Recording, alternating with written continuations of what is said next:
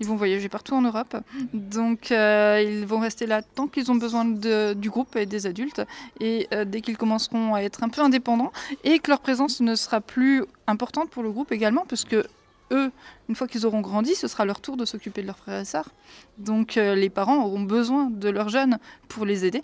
Mais une fois qu'ils seront sevrés, si une place se libère dans un parc animalier, ils partiront. Alors justement, parlant de leur milieu naturel, ils viennent d'où? On n'en a pas parlé encore à l'origine, ces petites bêtes. Alors, le tamarin pinché est originaire d'Amérique du Sud. On les trouve par exemple en Colombie, qui vit dans les forêts tropicales et qui est complètement forestière. Et ça mange quoi alors dans le milieu naturel? La même chose qu'à la citadelle? Pas du tout. Ouais. Ce qui nous oblige aussi à adapter les menus en fonction justement des espèces.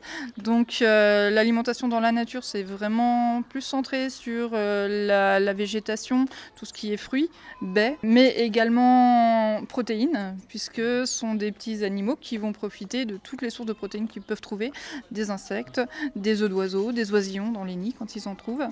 Donc ici à Besançon, on essaie de s'adapter au plus proche de leurs besoins avec ce qu'on a sous la main. C'est-à-dire que par exemple, on peut leur donner des fruits, mais ce ne sera jamais les mêmes fruits que ceux qui poussent dans la jungle, puisqu'une mangue que vous allez cueillir sur un arbre en pleine forêt va pas du tout avoir les mêmes teneurs en vitamines, en minéraux qu'une mangue qui aura traversé le monde pour arriver dans nos étals.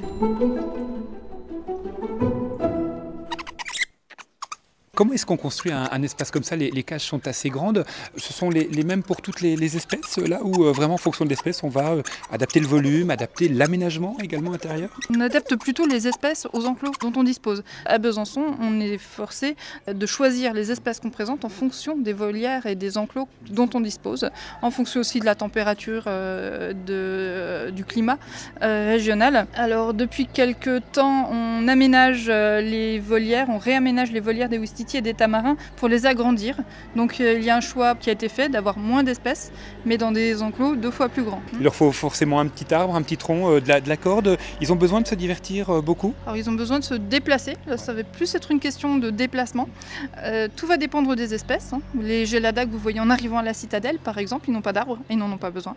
Mais les oustitis ont besoin de 1000 possibilités de grimper, de se déplacer, de courir, de se dépenser et de découvrir. Donc Ok. même les plantes qui poussent sur les volières sont intéressantes, ça attire des insectes, ça attire des petites bêtes. Donc les animaux vont dans les feuilles pour attraper une petite mouche, une petite abeille, etc.